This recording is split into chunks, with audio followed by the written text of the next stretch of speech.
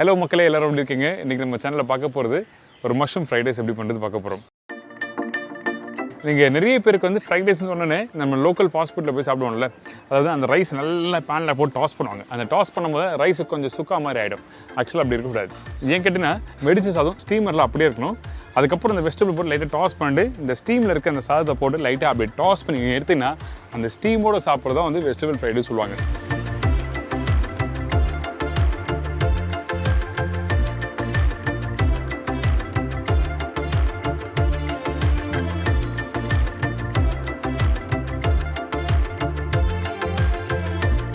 So இந்த மாதிரி preparation எப்படி இன்றைக்கி ஒரு ஈஸியான ஸ்டைலில் பண்ணுறோம் அப்படின்னு சொல்லி தான் இன்றைக்கி பார்க்க போகிறோம்.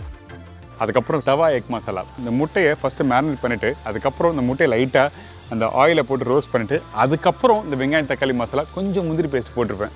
இந்த முந்திரி பேஸ்ட் எதுக்காக போட்டிருக்கேன்னா அந்த காரத்தை பேலன்ஸ் பண்ணோம், அதே டைமில் ஒரு ஸ்மூத்தான ஒரு டெக்ஸ்சர் கொடுக்கும். நீங்கள் வீட்டில் ட்ரை பண்ணி பாருங்கள், உங்களுக்கு கண்டிப்பாக இந்த ஒரு எக்ஸ்பீரியன்ஸ் கிடைக்கும்.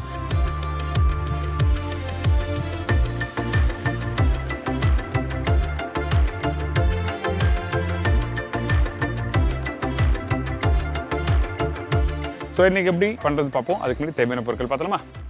மஷ்ரூம் ஒரு பாக்கெட், வேக வச்ச பாஸ்மதி ரைஸ் ஒரு கப்பு, பொடிசை நறுக்கிய பூண்டு அரை டீஸ்பூன், பொடிசை நறுக்கிய இஞ்சி 1/4 டீஸ்பூன், பொடிசை நறுக்கிய பச்சை மிளகாய் 1/4 டீஸ்பூன், பொடிசை நறுக்கிய வெங்காயம் 1 டேபிள் ஸ்பூன், ஒயிட் பெப்பர் சிறிதளவு, dark soya sauce 1/4 teaspoon, vinegar 2லேருந்து 3 ட்ராப்ஸ், சர்க்கரை சிறிதளவு, ஸ்ப்ரிங் ஆனியன் தேவையான அளவு, உப்பு தேவைக்கேற்ற, ஆயில் 2லேருந்து 3 டேபிள் ஸ்பூன். இதாங்க இந்த ப்ரிப்பரேஷன் தேவையான பொருட்கள். இந்த மஷ்ரூம் ஃப்ரைட் ரைஸ் ரெடி பண்ணுறதுக்கு ஃபஸ்ட் நம்ம என்ன பண்ணுறோம், இந்த பாஸ்மதி ரைஸை பாயில் பண்ணுறோம். இந்த பாஸ்மதி ரைஸ் தண்ணியில் ஊற வச்ச பிறகு கரெக்டாக ஒரு அரை மணி நேரம் கழிச்சு நீங்கள் பாயில் பண்ண ஆரம்பிக்கலாம். இந்த தண்ணி நல்லா கொதிச்சு வந்திருக்கு பார்த்திங்கன்னா, இந்த இடத்துல நம்ம என்ன பண்ணுறோன்னா இந்த அரிசியை போட்ட பிறகு தேவையான அளவுக்கு உப்பு, எண்ணெய் போடுறோம். இந்த எண்ணெய் எதுக்காக இந்த இடத்துல யூஸ் பண்ணுறதுன்னா அந்த சாதம் ஒன்றோட ஒன்று ஒட்டாமல் கரெக்டாக வரதுக்காக. அதே டைமில் உப்பு கண்டிப்பாக போட்டுக்கணும். அப்போ தான் அந்த சீசனிங் கரெக்டாக பேனில் டாஸ் பண்ணும்போது உங்களுக்கு கரெக்டாக இருக்கும்.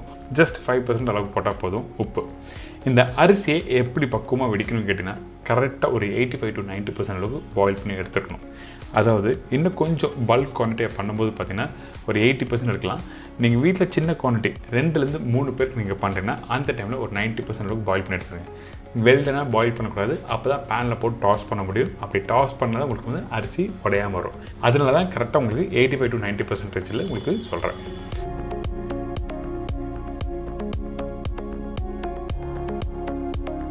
இதுக்கு பிறகு இந்த பேனில் கொஞ்சம் லைட்டாக எண்ணெய் போட்டிருக்கேன்.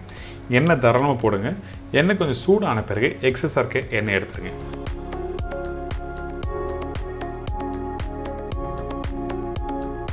இதுக்கு பிறகு நம்ம என்ன பண்ணோம், பொடிசை நறுக்கி வச்சுருக்க பூண்டு, பச்சை மிளகாய், இஞ்சி, வெங்காயம். வெங்காயம் குவான்டிட்டி அதிகமாக இருக்கக்கூடாது, ரொம்ப இம்பார்ட்டன்ட். ஏன் கேட்டிங்கன்னா நீங்கள் சாப்பிடும்போது அந்த வெங்காயத்தோட டேஸ்ட் உங்களுக்கு வர ஆரம்பிக்கும். அதனால் நான் சொன்ன குவான்டிட்டி மட்டும் நீங்கள் போடுங்க. அதே மாதிரி பேனை ஃபஸ்ட்டு சீசனிங் பண்ணிக்கணும். அதனால் எண்ணெய் எக்ஸஸாக ஊற்றி இந்த பச்சை மிளகாய், இஞ்சி எல்லாமே போடுறோம். இப்போது இந்த மஷ்ரூமை 1/2 கட் பண்ணி தின் ஸ்லைஸாக கட் பண்ணி போட்டிருக்கேன். ரொம்ப தின்னாக வேண்டாம், முடிஞ்ச அளவுக்கு கொஞ்சம் லைட்டாக திக்காக கட் பண்ணி போடுங்க. ஏன் கேட்டிங்கன்னா மஷ்ரூம் வேகிறதுக்கு ரொம்ப டைம் எடுக்காது. அதிகபட்சம் ஒரு 2லேருந்து 3 நிமிஷத்தில் நீங்கள் டாஸ் பண்ணி முடிச்சலாம் இந்த ப்ரிப்பரேஷன். இதுக்கப்புறம் தேவையான அளவுக்கு உப்பு போட்டு பேனில் டாஸ் பண்ணுங்கள். ஹை ஃப்ளேம் வச்சு டாஸ் பண்ணணும், ரொம்ப இம்பார்ட்டன்ட். நீங்கள் ஹை ஃப்ளேம் வச்சு டாஸ் பண்ணல உங்களுக்கு வந்து அந்த என்ன வேணால் ஃப்ரைட் ரைஸ் கொஞ்சம் லைட்டாக சாகி ஆகிடும். இதுக்கப்புறம் டார்க் சோயா சாஸ் போட்டிருக்கேன், கொஞ்சம் வினிகர்,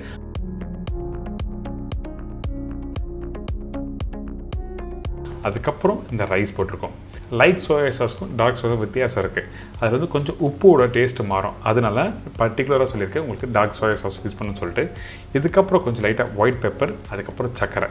இந்த சர்க்கரை எதுக்காகன்னா நிறைய பேர் சீசனிங் பவுடர் யூஸ் பண்ணுவாங்க. அதாவது டேஸ்ட்டுக்காக அந்த சீசனிங் பவுடர் யூஸ் பண்ணுவாங்க. நம்ம வீட்டில் அந்த சீசனிங் பவுடர் இருக்காது. அதனால லைட்டாக அந்த சுகர் போட்டிங்கன்னா உங்களுக்கு டேஸ்ட் கொடுக்கும். இதுக்கு பிறகு கொஞ்சமாக ஸ்ப்ரிங் ஆனியன் போட்டு பேனில் டாஸ் பண்ணுங்கள். டாஸ் பண்ணிவிட்டு எடுத்து சர்வ் பண்ணால் ஒரு சூப்பரான மஷ்ரூம் ஃப்ரைட் ரைஸ் ரெடி.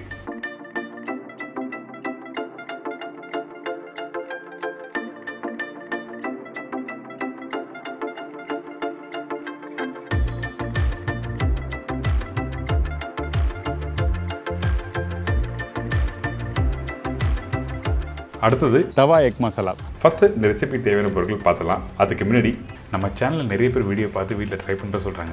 இதுலேயும் இன்னும் கொஞ்சம் டவுட் எதுனா இருந்ததுன்னா நீங்கள் நேராக கூகுள் போங்க. கூகுளில் போய்ட்டு www.chefdeenacooks.com டைப் பண்ணுங்கள். என்னோடய வெப்சைட் ஓப்பன் ஆகும். உங்களுக்கு தேவையான ரெசிபியை நீங்கள் டைப் பண்ணினா ஃபோட்டோ ப்ளஸ் எக்ஸ்ப்ளனேஷனும் உங்களுக்கு தெளிவாக கொடுத்துருப்பேன்.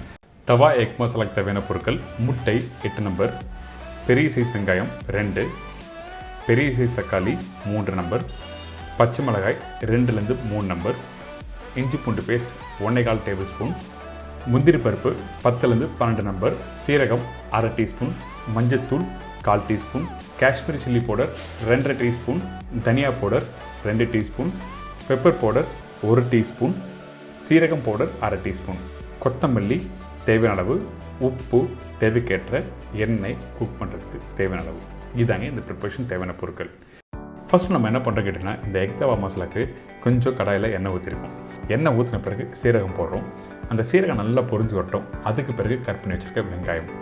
இன்றைக்கி இந்த வெங்காயம் தக்காளி எப்படி குக் பண்ணுறது பார்த்தீங்கன்னா, வெங்காயம் ரொம்ப நேரம் குக் பண்ணக்கூடாது. ஒரு 40 to 50% வதங்கினா மட்டும் போதும். அப்போ தான் உங்களுக்கு கிரேவி நல்லா ஈல்டு அதிகமாக கிடைக்கும். அதனால தான் வெங்காயம் 40 to 50% வதங்கன்னு சொல்கிறேன்.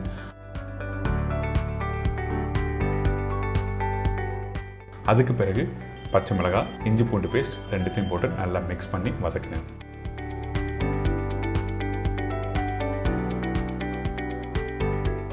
அதுக்கப்புறம் கட் பண்ணி வச்சிருக்க இந்த தக்காளி,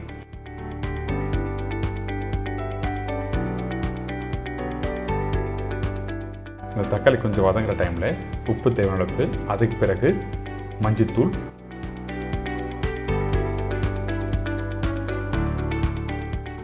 இந்த இடத்துல 1.5 டீஸ்பூன் காஷ்மீர் சில்லி பவுடர் போட்டிருக்கேன். மீதி சில்லி பவுடர் முட்டையோட மிக்ஸ் பண்ணுறதுக்கு, அதாவது முட்டையோட மேரினேஷன் பண்ணுறதுக்காக அந்த இடத்துல யூஸ் பண்ணியிருக்கோம். அதே மாதிரி தான் தனியா பவுடர். இதெல்லாம் போட்ட பிறகு அந்த எண்ணெயிலே நல்லா வதக்குங்க. எடுத்த உடனே தண்ணி ஊற்றக்கூடாது. அந்த வெங்காயம் தக்காளி எந்த அளவுக்கு நல்லா வதங்கி வருதோ அந்த அளவுக்கு மசாலா கெட்டியான ஒரு டெக்ஸ்சர் கொடுக்கும். அதுக்கு பிறகு அரைச்சி வச்சுருக்க முந்திரி பேஸ்ட், வேக வைக்காத முந்திரி பேஸ்ட்டை இதில் யூஸ் பண்ணியிருக்கோம். அதனால் குக் பண்ணுறதுக்கு டைம் எடுக்கும். குறைஞ்சபட்சம் ஒரு 20லேருந்து 25 நிமிஷம் டைம் எடுக்கும். அதுக்கு முன்னாடி கொஞ்சமாக கொத்தமல்லி போட்டு இதை நல்லா குக் பண்ண ஆரம்பிங்க.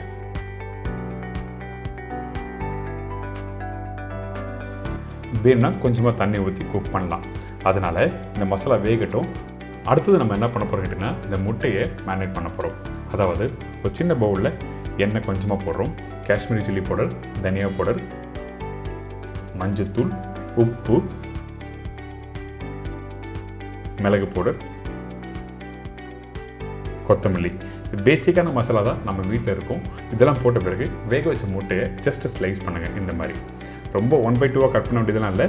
அப்படி கட் பண்ணால் முட்டை உடைய ஆரம்பிச்சிடும். அதனால் மேல் பகுதி, அதாவது வெள்ளை கரு இருக்க பகுதியில் கட் பண்ணிவிட்டு இந்த மசாலாவோட நல்லா மிக்ஸ் பண்ணி மேரினேஷன் பண்ணுறோம்.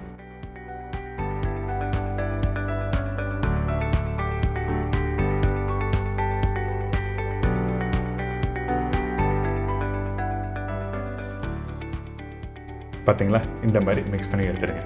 இதுக்கப்புறம் இந்த முட்டையை வந்து நம்ம குக் பண்ண போகிறோம். அதுக்கு முன்னாடி இந்த மசாலா ரெடி ஆகிடுச்சு செக் பண்ணலாம். இப்போ திருப்பியும் தண்ணி வேணும், கொஞ்சமாக தண்ணி ஊற்றி குக் பண்ணால் இந்த மாதிரி கெட்டியான டெக்ஸ்டர் வந்திருக்கும். மசாலா நல்லா பச்சை வாசனை போயிடணும். அதே டைமில் நல்லா கெட்டியாக இந்த மாதிரி வந்த பிறகு தான் அடுத்த ஸ்டேஜ் நம்ம போகிறோம். இந்த மசாலா ரெடி ஆகிடுச்சா? ரெடியான பிறகு இன்னொரு பவுலில் மாற்றி வச்சிடலாம். அடுத்தது இன்னொரு கடாயில் கொஞ்சமாக எண்ணெய் ஊற்றிருக்கேன். அதுக்கு பிறகு சீரகம் தாளிச்சிருக்கோம். இந்த இடத்துல நம்ம ஏற்கனவே மேரினேட் பண்ணி வச்சுருக்கேன் இந்த முட்டையை ஒரு 4 to 5 மினிட்ஸ் நல்லா குக் பண்ணுங்கள். அதாவது அந்த மசாலா அப்படியே பச்சை வாசனை போகிற அளவுக்கு நல்லா குக் பண்ணுறோம். கொஞ்சமாக தண்ணி ஊற்றலாம், அதிகமான தண்ணி வேண்டாம். அதாவது ஒரு குழிக்கரண்டி அளவுக்கு தண்ணி ஊற்றின பிறகு கொஞ்சம் கொத்தமல்லி போட்டு நான் சொன்ன மாதிரி ஒரு 4லேருந்து 5 நிமிஷம் நல்லா குக் பண்ணுங்கள். இதுக்கு பிறகு ஏற்கனவே ரெடி பண்ணி வச்சுருக்க அந்த திக்கான மசாலாவை இப்போ இந்த முட்டையோட மிக்ஸ் பண்ணுறோம். இந்த இடத்துல ஒரு 1/4 டம்ளர் அளவுக்கு தண்ணி ஊற்றின பிறகு திருப்பியும் இந்த மசாலா இந்த முட்டையோட குக் பண்ணுறோம். ஏன் கேட்டிங்கன்னா, அந்த மசாலாவில் உள்ள காரமும் இந்த முட்டையில் இருக்க காரமும் ரெண்டுமே ஒரு ஈவனாக ஆகணும்.